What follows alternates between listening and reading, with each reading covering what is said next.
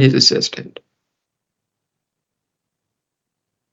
There was some karmic link to past deeds between them. Conditions were such that they encountered one another yet again in this lifetime. Whatever the causes, we know that practicing mercy asks us to make the right decision, not the habitual, long ingrained one that arises from anger. Calling the police would have been easy. It might have even been considered the right thing. Stopping the young man from attempting another robbery could prevent some future shopkeeper from being robbed. Arresting the young man might teach him not to steal anymore. Unfortunately, recidivism rates don't support such reasoning. So that solution would all too likely not help the young man. If the reason for calling the police or beating up a potential thief was to teach him a lesson, thus helping him to change his behavior, isn't there a better way? How about by offering to help him? By giving him a chance to realize that he was about to be turned over to the police while his mate remained free. And now he needed to choose his friends more carefully, not to mention not to steal. The shopkeeper and assistant practiced mercy in two fundamental ways. First, through their compassion and kindness, and the letting go of any thought of retaliation. They offered the young man the opportunity to choose the direction he would head in. Would it be jail? Or would it be a life where he wouldn't always be running away? Whether he accepted the opportunity to choose one or the other was now up to him. The two men had done all they could.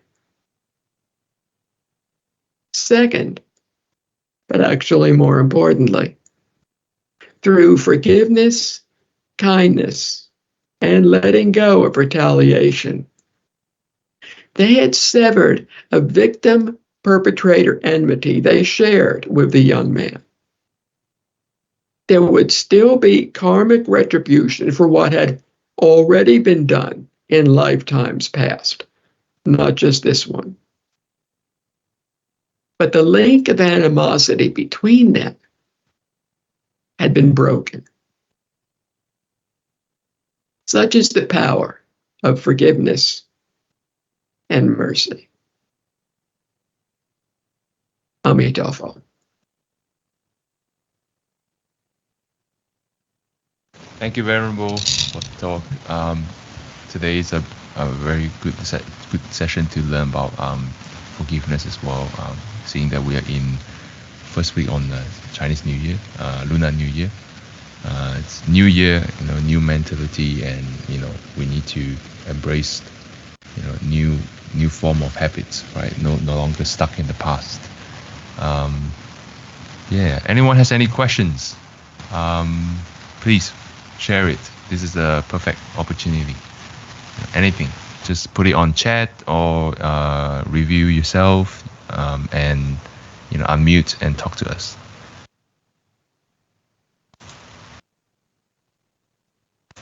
So, Venerable, while we're waiting for any questions, this story of the shopkeeper who, instead of reacting like a usual, like common sense, instead of following common sense, he went for the more,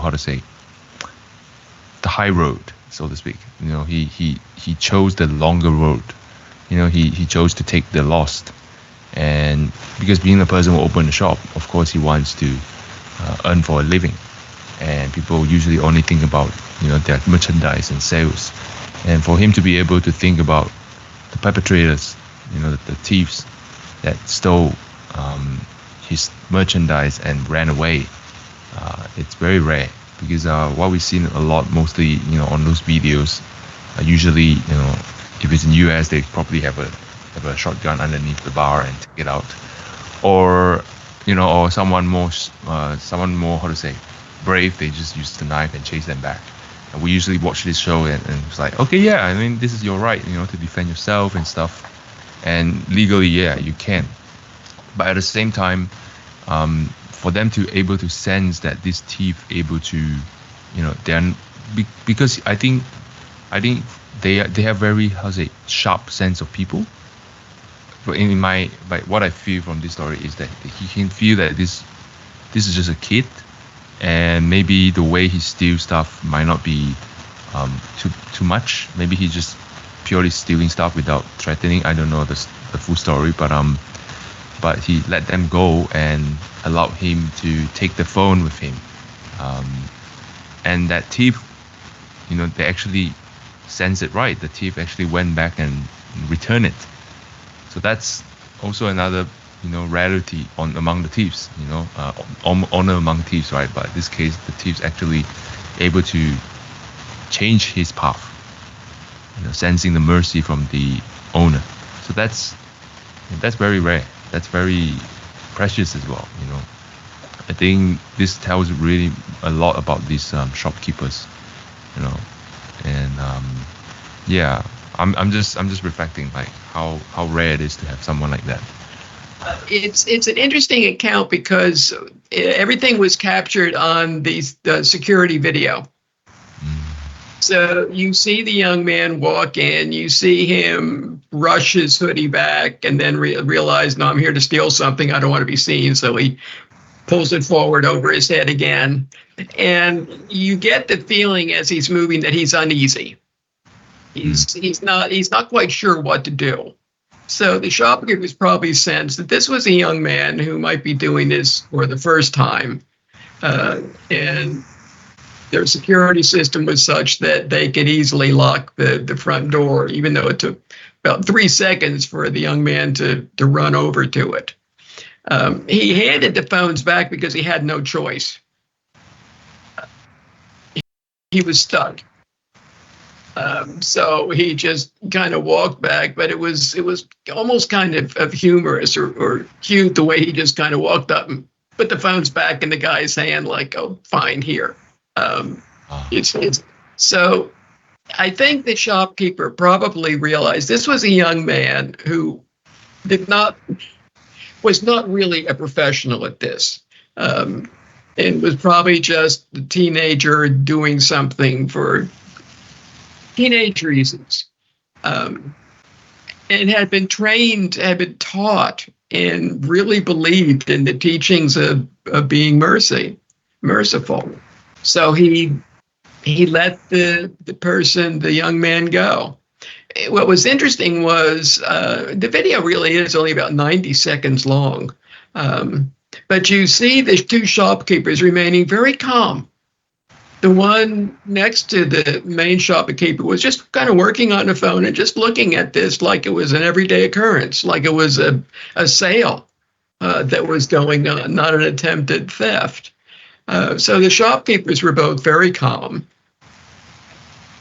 and probably thoughtful in how they chose to react. But their letting the young man go was quite exceptional. With their security system, with a small shop like that, they probably were at continual risk of being robbed. But they remained calm, and they thought of the young man. Could they help? Was there something more than just one teenager prompting the other teenager, let's go steal something? Was there really a need? And if there really was a need, could they maybe help somehow? The giving, right? The heart of giving. They always ready to give. when it's needed. Yeah. And trying to figure out how can we help this young man. He's obviously headed. He's got two ways to go here. He can continue hanging out with his mate, making bad choices, or he can tell his mate to get lost. He's not going to do this anymore. And they tried to figure out how they could really help him instead of just putting him in jail, having him arrested, having him have a record for the rest of his life. They wanted to really help. They really got a second chance. Really got Yeah. a second chance. Yeah. A major second chance. Yeah, it's not easy if you have the black spot in your records for employment in the future. Yeah. That's really like true mercy in a sense. And they are like cultivating that from their teachings, right? They are learning of the Islam and stuff, and that's If why you all want religions teach. mercy, you're merciful. If you wish to be forgiven by Allah, you forgive others. Cause and effect. Yes, definitely. Thank you very much. Anyone else? Any questions? Remarks on the stories or on the message?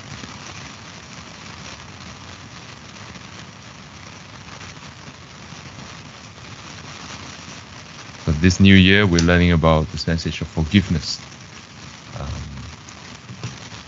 So while we're forgiving others, Venerable, what about the idea of, sometimes we get too critical on one ourselves. Is that an idea of forgiving oneself in order to forgiving others? And when people are able to do this big act of, letting go grudges and stuff like that, is it because they can feel it, like empathize, and then they're able to, they also maybe encounter, maybe not similar, but something negative on themselves, and they working very hard to release themselves from that struggle, and hence they're able to open up their heart and facing the situation like this, and they are able to forgive them, because no one is perfect, and sometimes we are our biggest critics, and then getting too critical until we cannot do anything with confidence, and stuck in that depression. Yeah, we need to. Often, the most difficult person to forgive is ourselves. Yeah. But if the problem with that is if we cannot get past what we did, if we keep going over it, playing it over and over in our mind, we keep returning to it. Each time we do that, we're planting more seeds for it. So by going over it again and again, we're just creating more and more problems for ourselves in the future.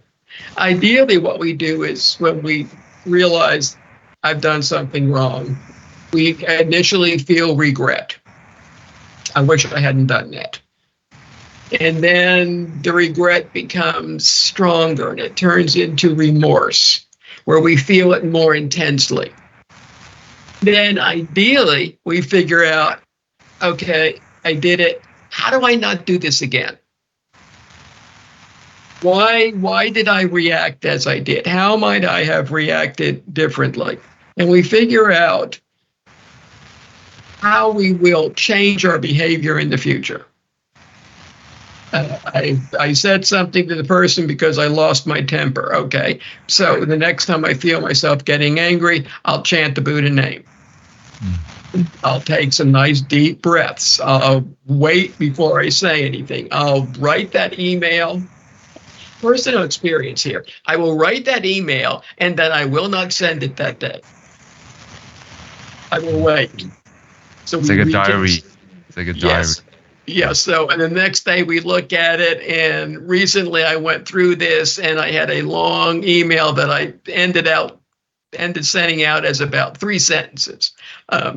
So we catch ourselves and say, okay, I have this habit of doing this. I'll react differently. So we find mechanisms like tools in a toolbox that we can reach into the toolbox and see what reaches this time, what works this time. And then we figure out generally how we will react. Then we let go.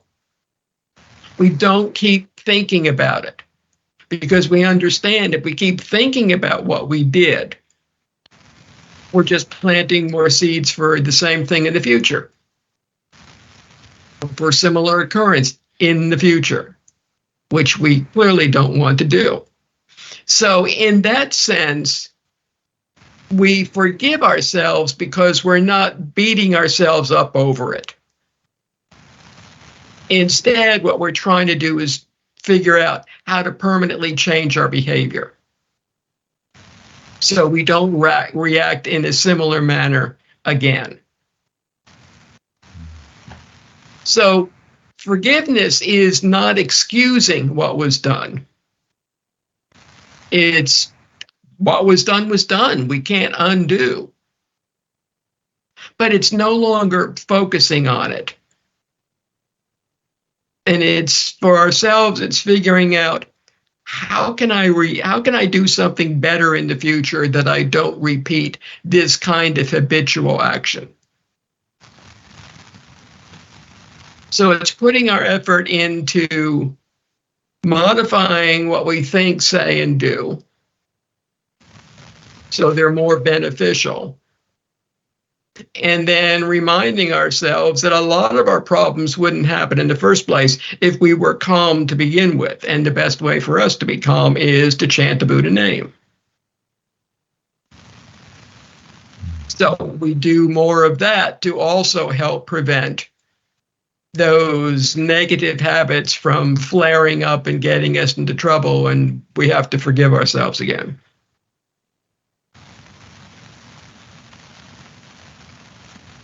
A lot of times, many problems can be avoided if we leave 3 seconds before we react. Yes. If we just learn to be quiet, that can solve a lot of problems.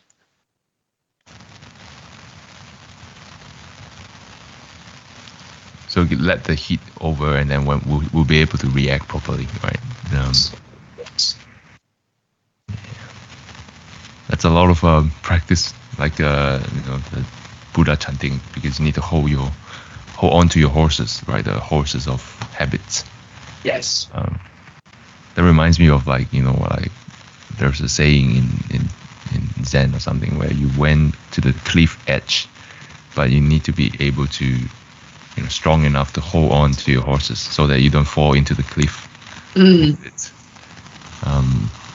that rein on the horses is our cultivation. Yes. Yeah. Thank you very much. Anyone else? Brothers and sisters? Amitabha Kim. Yep.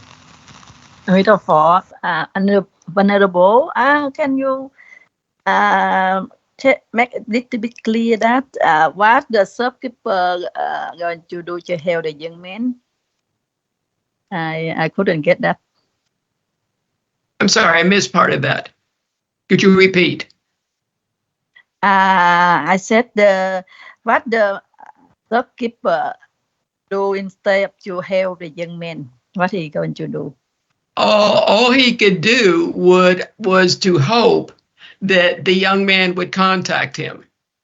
Was to hope that the young man would hear that the shopkeeper was trying to get in touch with him, and that the young man would hopefully come in and talk to the shopkeepers so that they could find out what the problem was. Why did he do this? And then we have no idea how they would have helped him because apparently I don't know if he ever came in. If he ever came into the shop, if he ever heard about the shopkeeper's notice, if he ever came in. What the shopkeepers would have done, we have no way of knowing. It was an unseen, happening event. But they would have listened and seen if there was something they could do. Yeah, they are very good, yeah. Very, very compassionate. Yes. Thank you. Thank you, Venerable. Thank you, Kim. Thank you, Venerable. Anyone else? Any questions? We have 15 minutes, 20 minutes. Let's cherish this chance.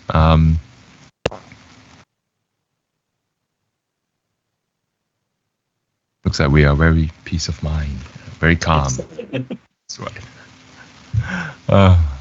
Yeah.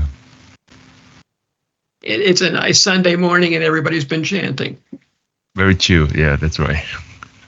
No wandering thoughts. Very good. Yeah, I heard that before. I think no questions means no wandering thoughts. No wandering thoughts. But yeah, like daily life, right? We might not encounter this kind of crime and stuff like that on us, but when you deal with people's, right, when you work on things, you pass, you interact. When you interact, there's bound to be something pleasant, something unpleasant, the reaction, the remarks.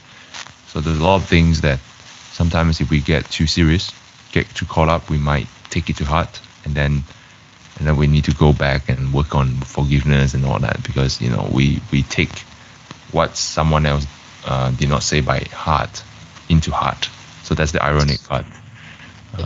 Someone else rubbish into our heart is a bit foolish from sounds of it, but if you get too serious about the moment, you get caught up and then you get into this anger, flare, or even hold the grudges. So speaking on experience and observation as well.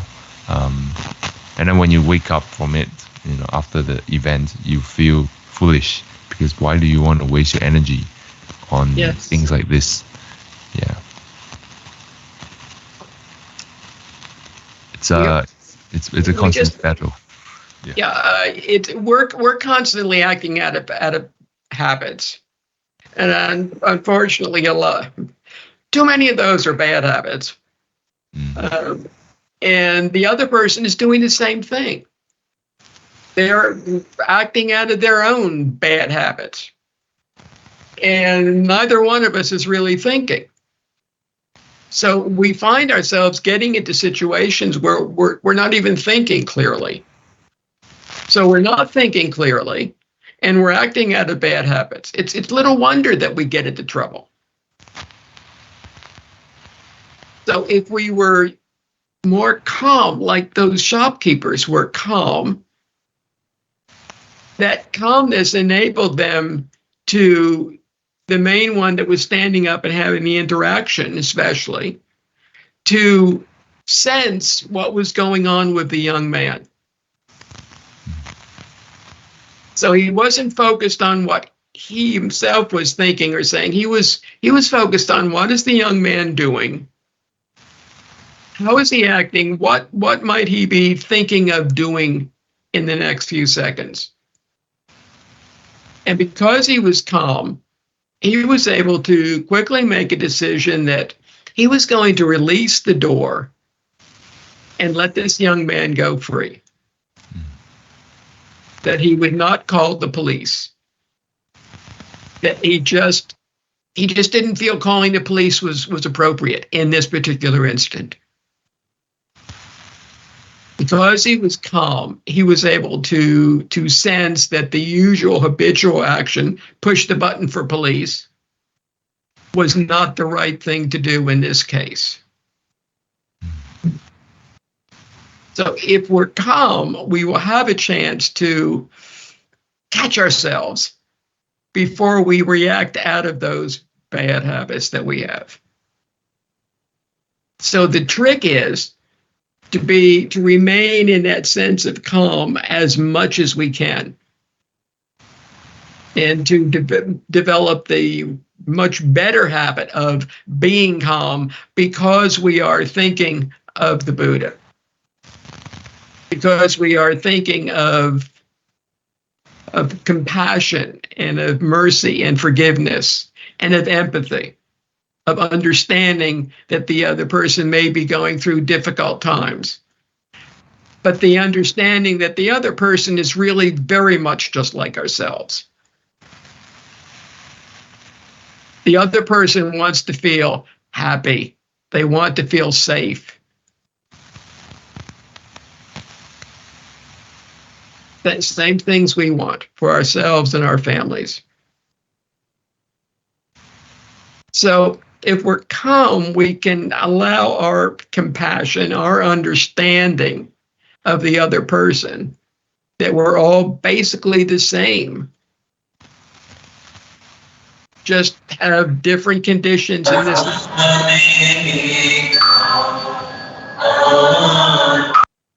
Sorry. Little chanting never hurts. That's always good. It reminds us to be calm. Yes. Perfect timing. Yeah. Indeed. Yeah. Able to bring out that's where compassion came from, I guess. They stop focusing on your own little bubbles and understand that if I feel like this, what about them? And Yes. what kind of outcome if I continue behave out of habit? Anger, hatred, or greed. In summary, those three, right? Ignorance. Yeah. So he's able to be wise. He's able to have a wise action because of his ability to hold himself back. Mm-hmm. And able to see the situation as it is, not because, oh, I'm being attacked. Oh no, I'm under attack, and then I'm trying to defend myself, and then it doesn't matter what happened to the situations outside. He's just overriding his own primal instinct. Yeah. Oh my God. Yeah, that's not easy. It's not easy. Yeah, a lot of people like fight or flight. Yeah. Yeah, I mean, this has to have been a good practitioner of his faith. Yeah. To have it that strong that he could pull it up and act from it in a very challenging situation. I have no doubt, even under gunpoint, he able to do it with calm, and even willing to give his merchandise, or even risk himself to save others, in a sense. So, well, that takes a lot of courage, and courage does not come out of agitation or from all this gung ho and all this thing that movies trying to tell us falsely, but it's more of surrendering himself to, well, in his faith, right? He's surrendering himself to God. For us, we surrender ourselves to the result of our past, to the Buddha as well. Yes. And do what is right. Yeah. Because they believe in karma. We understand that. We pay our debt and then we move on. It's easy for me to say like this, but in that situation, they're able to think like that. Or in our case, think of chanting Amitabha and then react properly to help that perpetrator and the victim. Not just, I want to save myself, I don't care about anyone else. Yeah. But the more we think about things like that, the more we remind ourselves, the stronger that habit of acting from wisdom becomes. So having discussions like this and teachings like this is very important, because they're constant reminders. That's why you're always you listen to teacher, to have those constant reminders,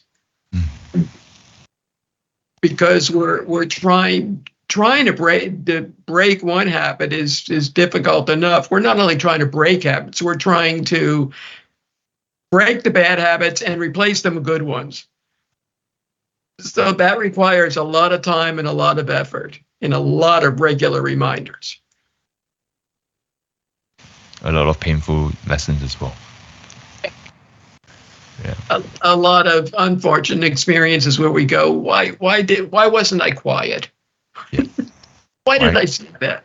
Why didn't I just remain quiet? Why did I ram my mouth before my brain arrives?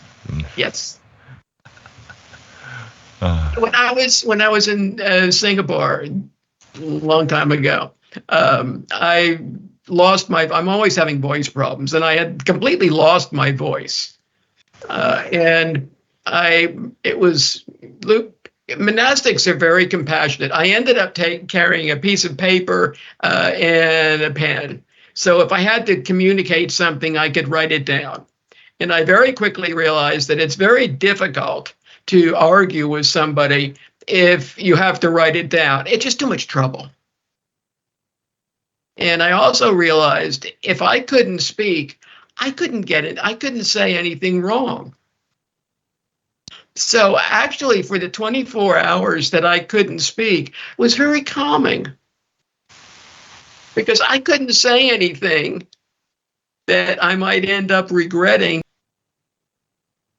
But to be able to pause before we think, that's just not what is normally done. But it's really something that will save us a lot of trouble in the future if we just slow down and think.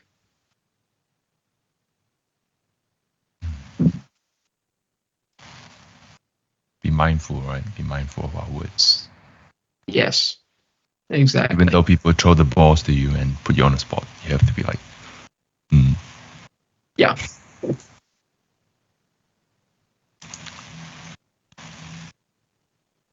Yeah, there's something. There's a very good lesson to be had here as well. Like personally, I always rush ahead, always speed up, and run my mouth before my brain arrives. So this helps to calm. This helps to settle it because rather not say too much, understand the situation better. Even though they make jokes or something like that, just understand what it is. Then saying something you regret, and then end up hurting everyone, including yourself, or creating more problems that you don't need to have. And the amount of time that we need to spend trying to recover from what we said or did. The energy it takes to fix our mistakes is incredible. And do we ever really fix them? Yeah, exactly. It's more like being forgotten, fade away in the past. But yeah, all it takes is another word of remind, and then people will bring out the old scar, stuff like that. Okay. Thank you so much, Venerable. We still have 6 minutes, guys. Any questions? Any reflections? I think Kim has a question. Kim, yep. It depends entirely. I can't say because you're talking about trying to predict the future that the conditions didn't happen. We don't know what the police would have done. They might have arrested the boy. He might have ended up going to a court through a court system. They might have given him a strong lecture. It depends on what mood they were in. If they were having a good day, they might have just given a young hoodlum a lecture. If they were in a bad mood, they might slap him in the back of the car and take him down to the police station. It depends on how they were feeling. So many variables. Yeah. So it's not really a question of what the shopkeepers would have done. It's not really a question of what the police would have done or what the young man would have done. The question from this is, what will I do today in the situation that I find myself in? How am I going to behave today? Not how other people might behave. That's completely irrelevant. It doesn't matter. That is a wandering thought. The good thought is, how am I going to behave today? You mean the young man? That story's over. The young man's long gone. I have no idea where the young man is. I have no idea how the shopkeepers are doing. We just look at the account, we look at the video, we see what happened, we appreciate, we learn the lesson. The lesson is to have mercy, to treat others with the mercy that we hope others will treat us. Okay. And to not get angry, to not seek revenge, to not want to punish somebody as our automatic reaction. You do something wrong, you ought to be punished. No, that's not the way we should be thinking. We should be thinking, you do something wrong, why? I do something wrong. Why did I do that? And how do I fix my behavior? The only person we should be wondering about their behavior is our own.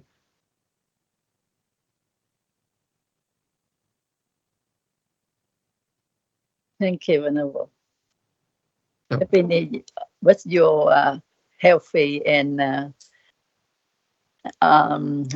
with your healthy and happy on way? Amitabha, you too. Thank you, Venerable. Thanks, Kim. That's venerable. Yeah, just add on to it. Like this is compassion, right? Compassion, able to think about what other people might encounter, what the consequences is, and to reduce that harm towards them. And that is a behavior that is very honorable and a very, very cherished. You think about this young man's the futures and able to go forward. So when we encounter a situation like that, maybe, our behavior, instead of reacting defensive attack, we're able to see, okay, is it going to be good for us and them if I do like this? Yeah. Yes, I have every single right or power in the world to do that, but should I? If you can do this, but should you? Exactly. And this is where it's cultivation, right? Role model. Yeah. And we will invariably make mistakes while we're doing this. But then we learn. And at least if we are trying to help and we make a mistake, we were trying to help, as opposed to simply wanting to get even.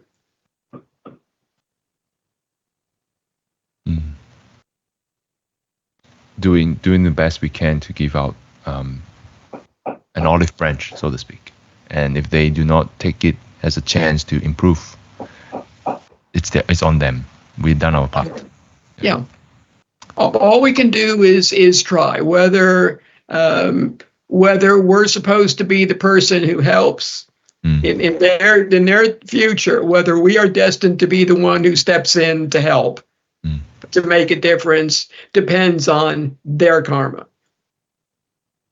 We don't know, which is why if we help, we don't walk around saying, "Oh, I'm so clever, I helped." If we don't help, we don't walk around saying, "Oh, I messed up, I didn't help." Accord with the condition, right? Yeah. Like, if I'm the right person in that place, I need to be alert enough and act properly. And that alertness comes from constantly cultivating, like chanting Amitabha, able to be in the present instead of wandering in the past and future. Yes, exactly. See, I say it all, but when in real situation, most of the time you dwell in the past and then in the future. That's okay. The more we say it, the more we're going to do it. Yeah. Yeah, that's right. Thank you, Venerable. Thank you, Kim. Thank you, everyone, for today. Okay. I think time's up for Venerable. Anything else for us in the new year, Venerable? Like in this very beautiful Lunar New Year, do you have any message for us? To understand that other people want the same things that we do. They're going about it in entirely different ways many times, but we all interact with each other, and we're all living in this same environment. And unless we are all safe and happy, I cannot be safe and happy. So we each would do well to do what we can to make others feel more calm, and for others to understand that what they do will have consequences for them. So hopefully we will all this year, as we try every year, react more with compassion and understanding, and with fewer expectations. We would just continue to do our best to help others. Thank you, Venerable. Thank you, everyone. Thank you. Amitabha. Take this to heart. Thank you. Amitabha.